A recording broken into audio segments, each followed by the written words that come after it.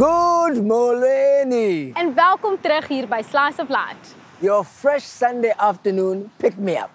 Uit die hartjie van die Oos-Kaap.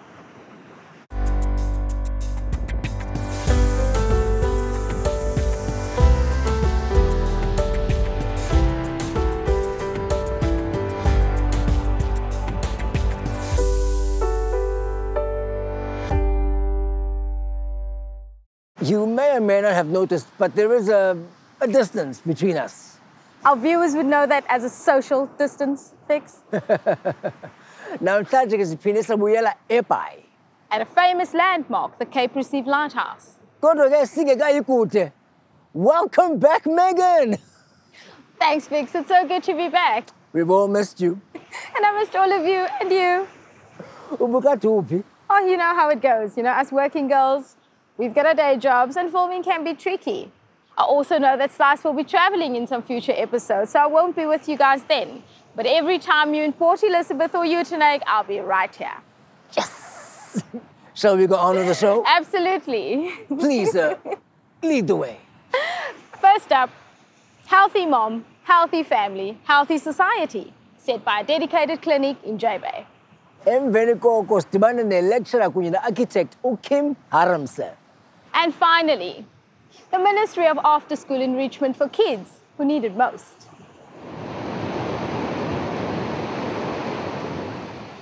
It all started with baby Ezra. Baby Ezra was born to parents who had very little knowledge on how to raise a baby.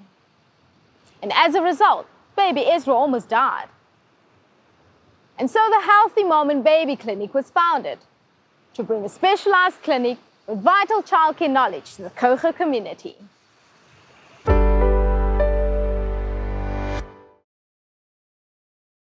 Sister Lynette van Onselen heads up a unique clinic in Jeffreys Bay, where medical expertise meets Christian faith and prayer.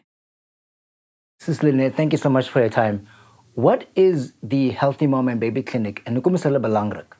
Die Healthy Mom and Baby Clinic is so 2002 begin, vir mamas wat swanger is, vir kinders wat hulle vaksines moet kry en so aan. Maar dis eintlik nie om mamas te bemagtig om dit wat hulle eintlik binne hulle het net uit te kry. Vir hulle inligting te gee, hulle te versterk en te bemoedig in daai moeilike tyd van swangerskap, 'n bietjie hormone en al daai goeters.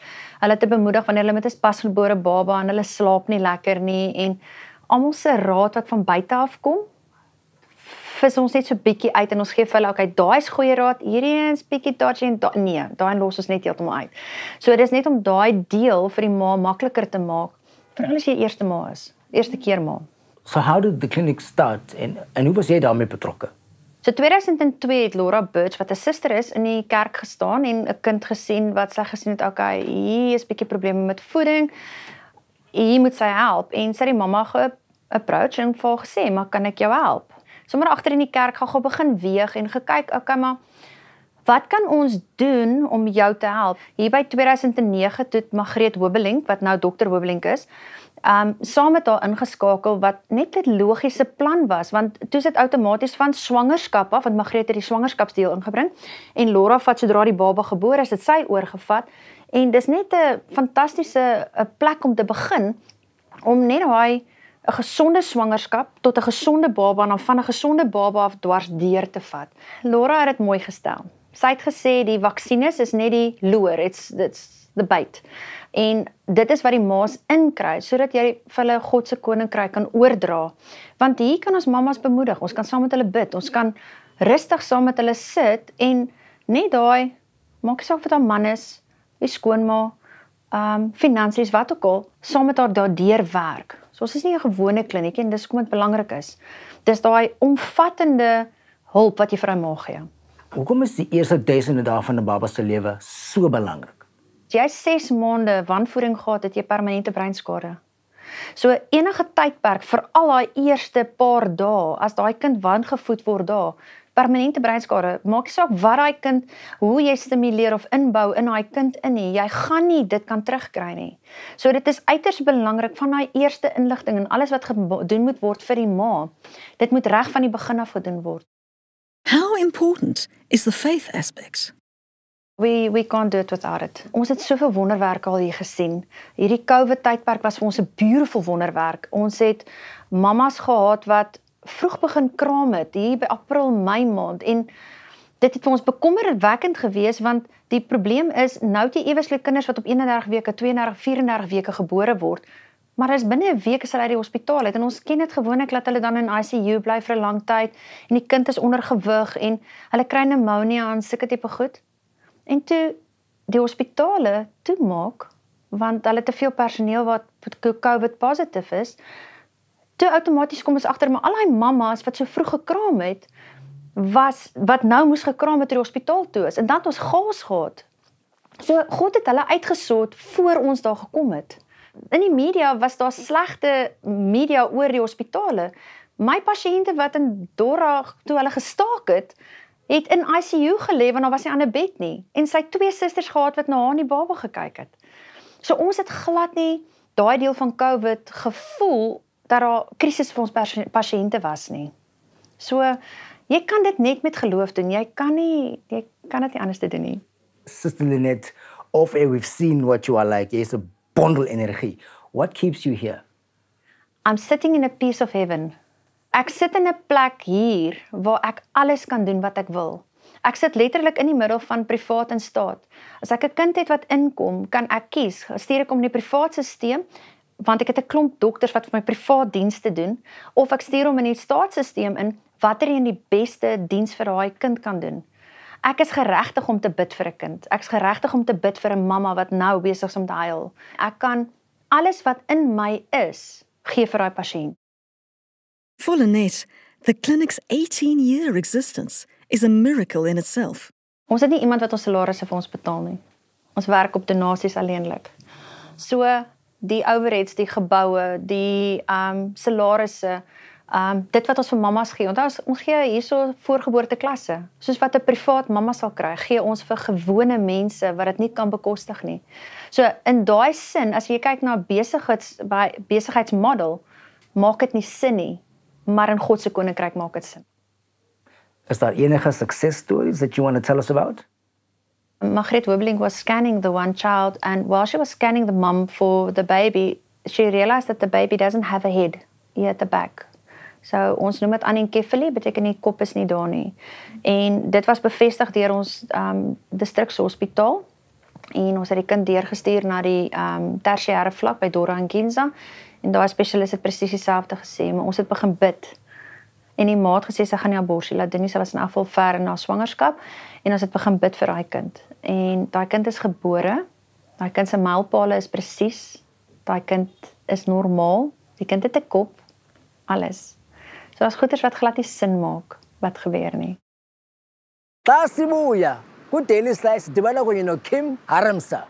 Uhamba nathi ngomgca malunga uhambo lakho malunga emfundo, ukuqiniseka kunye nohambo lwakhe lobomi.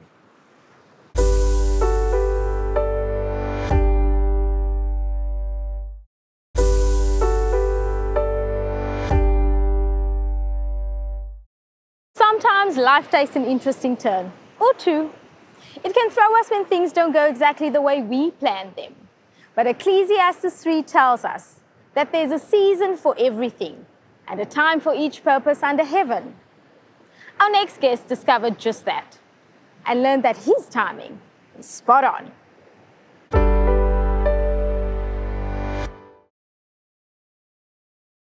Kim Haramsa sat down with us to share a testimony that's both relatable and encouraging.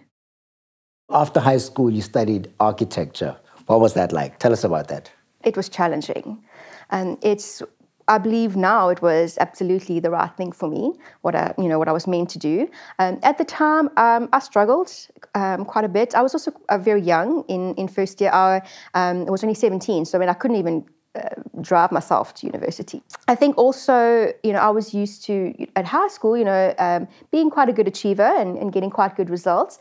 And then you go to a much bigger pond where everyone is the top achievers. I struggled, just in general with adapting to university life and adapting to a challenging course, indeed.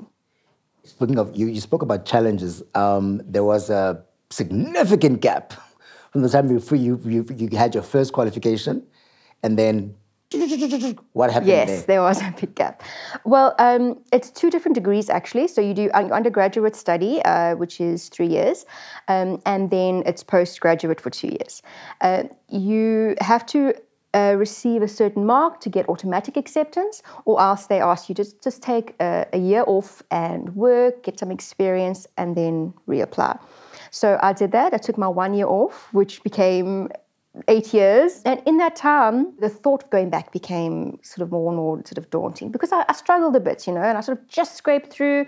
Also, at the time, we had a recession. There was very little work in architecture, so I actually sort of struggled, especially only having an undergraduate degree. It's slim pickings, basically, and at a firm. These were hard years, which took a massive toll on Kim's self-worth. In the end, she felt like a failure. But then something unlikely happened, and this allowed her to flourish. I started working for my church. They needed someone to help with reception, with administration.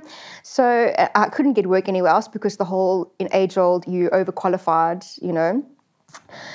So I started working for them, and it was actually a good season. I never thought I would get into administration, but it taught me some things. And I think more than that, it was a very loving environment. And I found some peace, and I found some rebuilding. What kept you there?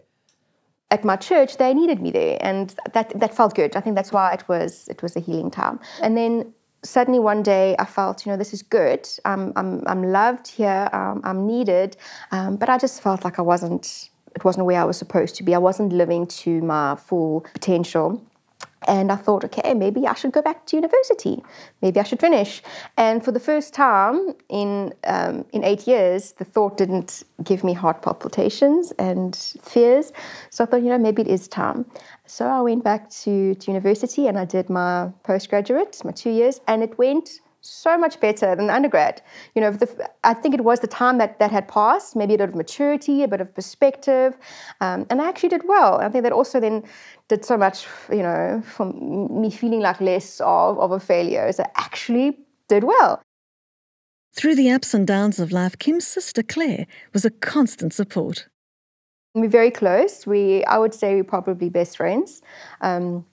So we love to hang out together. We love to do fun things, go on adventures, small adventures. Sometimes we're lucky enough it can be a rather epic adventure, but we get along really, really well.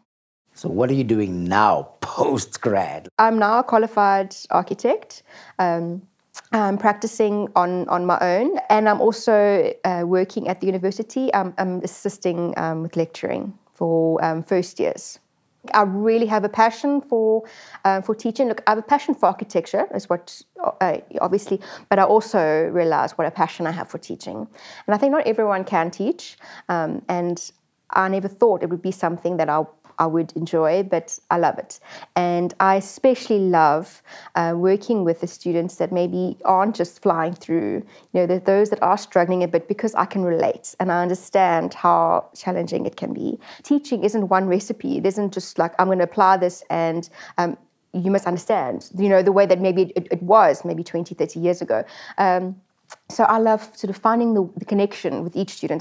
How am I going to explain this that's going to work for you?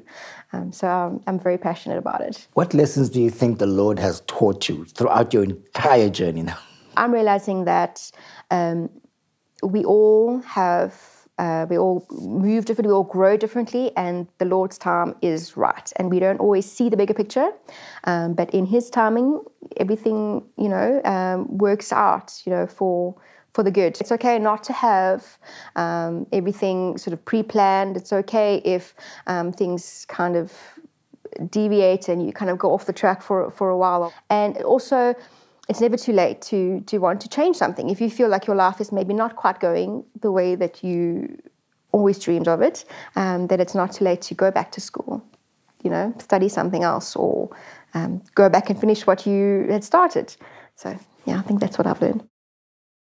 Up next, enrichment for kids in body, mind, and spirit.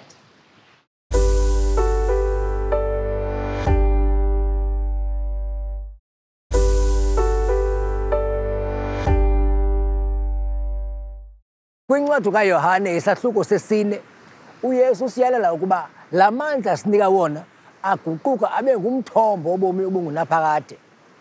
House of Wells is built upon this verse and is designed to enrich young lives by restoring hope and releasing potential.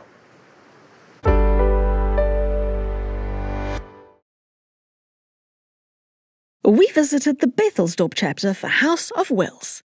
Colleen Lutz told us more about this exciting enrichment program. House of Wells is 'n Christelike organisasie wat werk met kinders wat minder bevoorreg is, kinders wat afgeskeep word, wat abused is.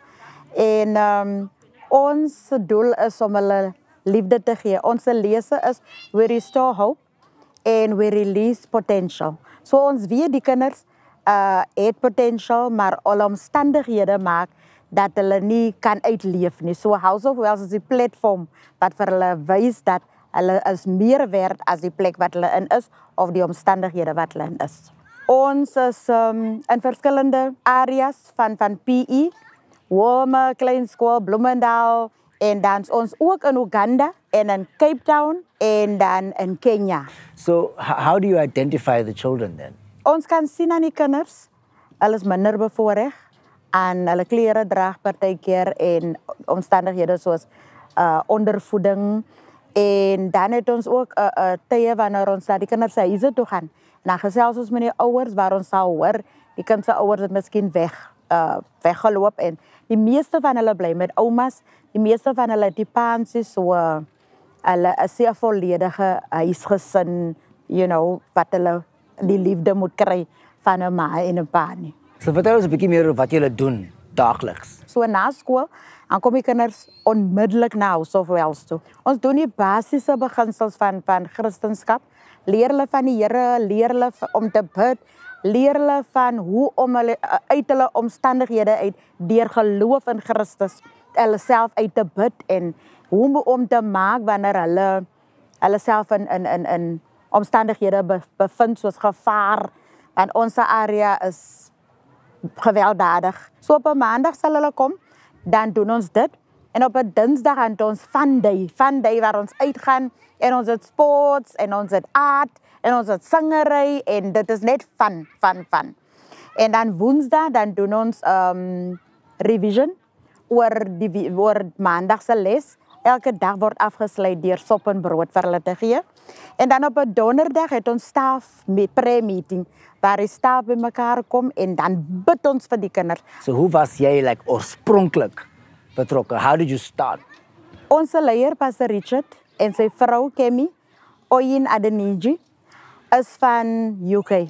So toe die Here met hulle gepraat en gesê hulle moet in Afrika toe kom, want in Afrika gaan herlewing begin. Revival is going to start in Afrika en dit gaan met kinders begin. Gepraat van die kinders, can you think of maybe one or two stories, beautiful stories about the children which really keep you going and keep motivating you? Een van die stories is byvoorbeeld waar 'n kind by die huis kom. Ons kry die reports van die ouers af. Dan kom die ma, dan kom sy vir ons dat hulle bid, hulle loop die kerkie. Maar dan kom hy kind en dan sê hy kind, ons gaan nie vanaan weer TV verder kyk, ons gaan nou bid. Dan sit hy kind die TV af, dan bid hy kind. As 'n siekte by die huise byvoorbeeld is, en dan gaan die ma wel 'n pil drink, dan sê die kind, nee, House of Wells leer ons moet bid.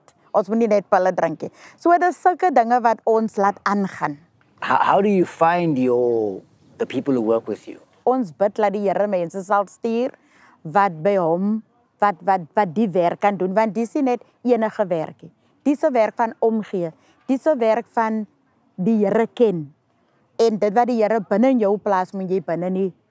So jy is hy kind se mentor, jy sê pastor, jy sê alles. So om te qualify vir die werk, moet jy die Here ken, want jy is hy kind se rolmodel. Colleen goes into detail about their year-end functions that the kids love. Einde van die jaar, dan vat ons die kinders uit. En ek dink dis die hoogtepunt van House of Wells. Vat ons elke in November, vat ons hulle uit, dan vat ons hulle boardwalk toe, na 'n hotel toe. Want ons wil die kinders leer dat hoe om hulle te gedra in die wêreld, né? Hoe om te eet met mes en vork, hoe om hulle mooi aan te trek, presentable en so aan. En ons haal die waarde uit hulle uit. Dan het ons 'n tyd waar daar kompetisie is tussen die verskillende groeps. Talent show waar hulle kompeteer teen mekaar. En na hy kry die beste, die eerste, die tweede, die derde prys word gereward. En dis waar ons hulle trofees gee en sertifikate. En hulle is geïnteresseerd, hulle is excited. Elkeen wil wen. So dit maak ook elke keer beter en beter en beter. Some final words from this inspirational lady. My hart is in House of Wells, want ek het 'n passie vir kinders. Ons het 'n saying in House of Wells, I'm somewhere in the future and I look much better than I look right now. En dit is waar ons kinders wil hê. So my hoop vir House of Wells is revival gaan begin met kinders en dit het al reeds begin. Ukhumbule ngolwazi oluphangaleleyo malunga endwendwe ezizethu nokwazi ukuba wena mhlawumbe ungazibandakanya njani kunye nabo kuloo ndawo ohlala kuyo. Iinkcukacha ziyafumaneka phaa kwelaa khasi lethu likaFacebook. And don't forget the other thing, Fix. Oh, yes. Exclusive online content van ons onderhoud met Kim. Esichazela ngevesi aphila ngayo nefumaneka phi kwisihlahla esi sakhe. But with that, it's time for us to go. And to go enjoy the beauty of the bay. Till we meet again, have a beautiful Sunday. Xolo Nkosi, malube nathi.